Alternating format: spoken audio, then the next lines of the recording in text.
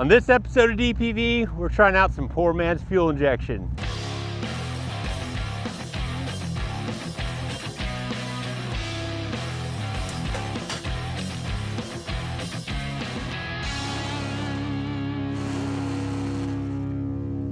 You know what this is right here? This is poor man's fuel injection. The Quadrajet. I've already rebuilt this thing. In order to put it on the Big Chief, we got to convert this thing from the divorce choke to an electric choke. On the Big Chief, I don't have the provisions in the intake for the divorce choke.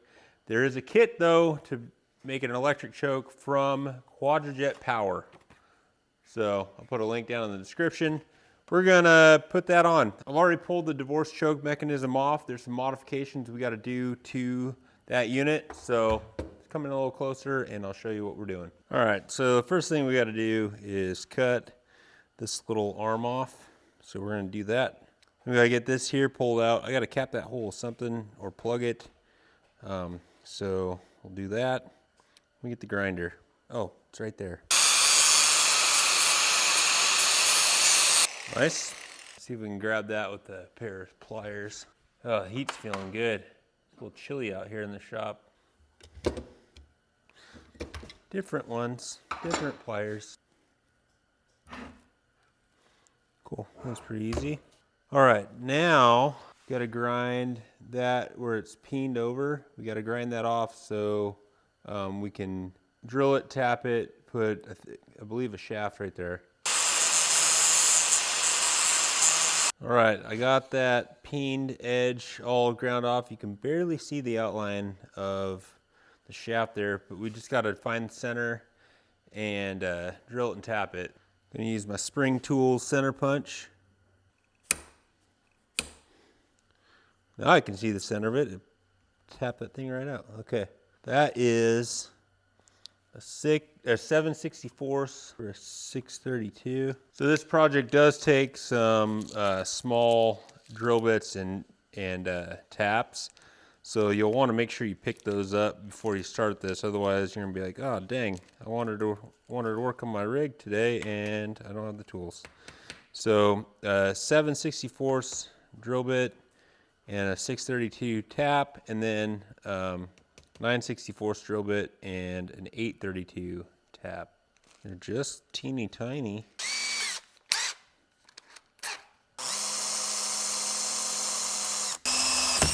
Oh.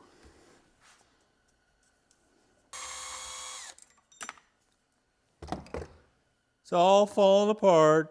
Now you can clearly see I did not get that pulley centered, but it'll be all right.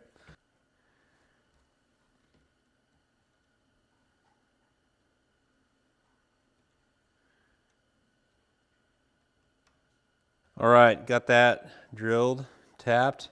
Now we got to drill and tap this little guy. It's a different size. That is the 9/64 bit and 832 tap. So we'll get that one dialed. Then it looks like we can start putting a bracket on.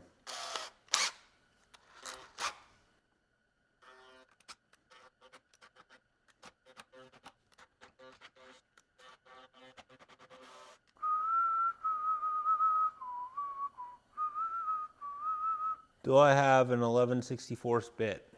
11/64, I do. It's not in great shape, but it might be enough to make the center hole I need. All right, clamping it just like that. There's like a, kind of just wraps around those two holes. That hole and this shaft here. Got my center hole. Now that one gets 7/64.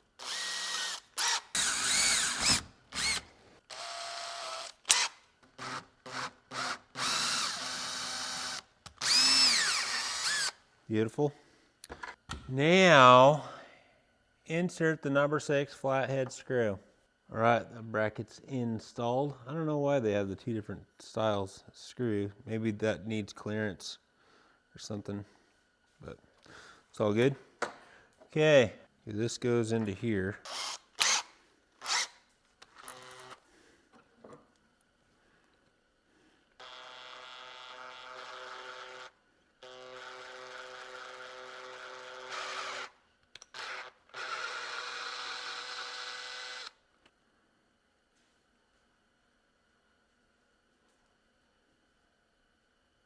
Put that guy on there. Set screw in the choke arm eyeball. This guy goes into the washer.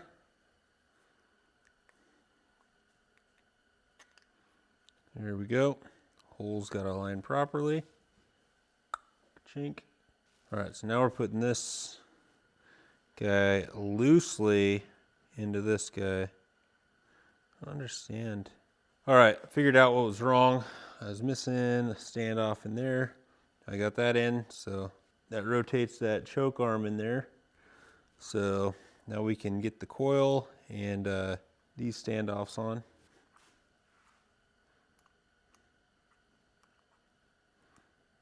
Okay.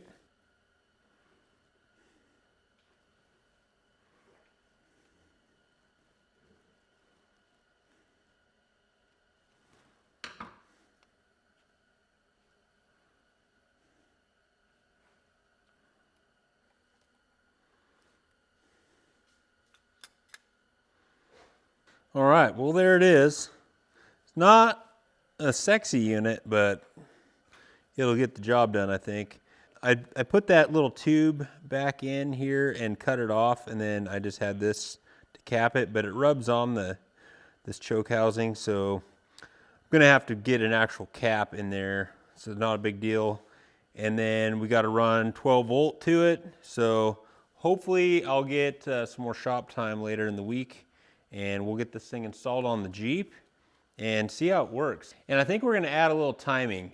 I realized after some conversations that I only set initial timing on that thing. I didn't like, just to get it running at like, I don't know, 12 degrees, 10 degrees maybe.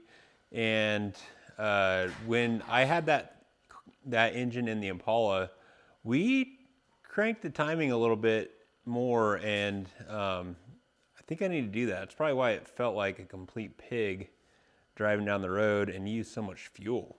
So we're gonna dial in the timing as well, and hopefully this thing will be able to run on some lot steeper angles than it did before.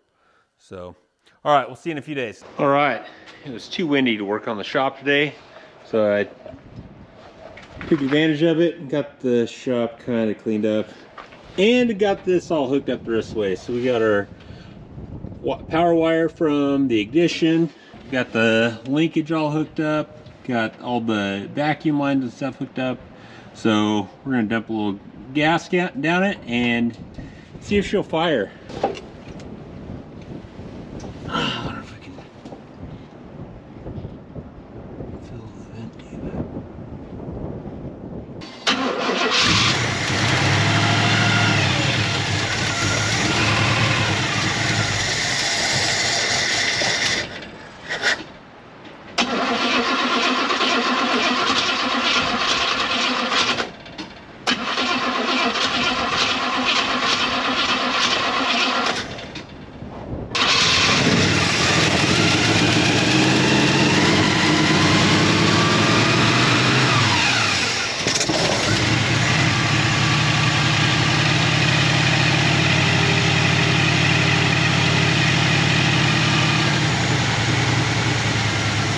All right, well, I got it running again, and it runs pretty good. I think I added a little too much timing because it's kind of hard to start, but it feels hot now.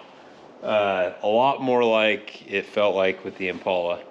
So tomorrow in the daylight, we'll go test it and see how that thing runs on angles. Hopefully it's gonna be awesome. All right, I got a few minutes this morning. Got the Jeep out. Still don't have the idle quite dialed in yet, but it's cold, so we'll see how she does. Driving out here over the bumps and stuff, it didn't die from the floats bouncing, so that's cool. We're gonna try tummy tuck. I added a new boulder up at the log, so hopefully that'll help us be able to get up and over that, and should give us some nice steep angles to try it out. So let's see what happens.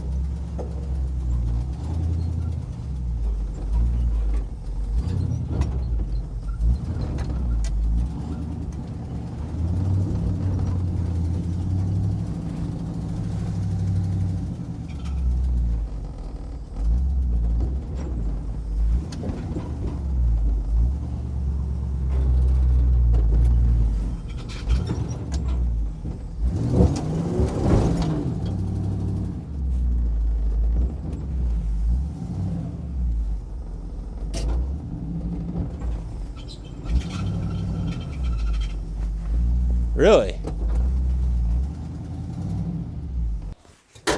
Well, that's the first time I've gotten stuck down here. It's a lot different when it's soft.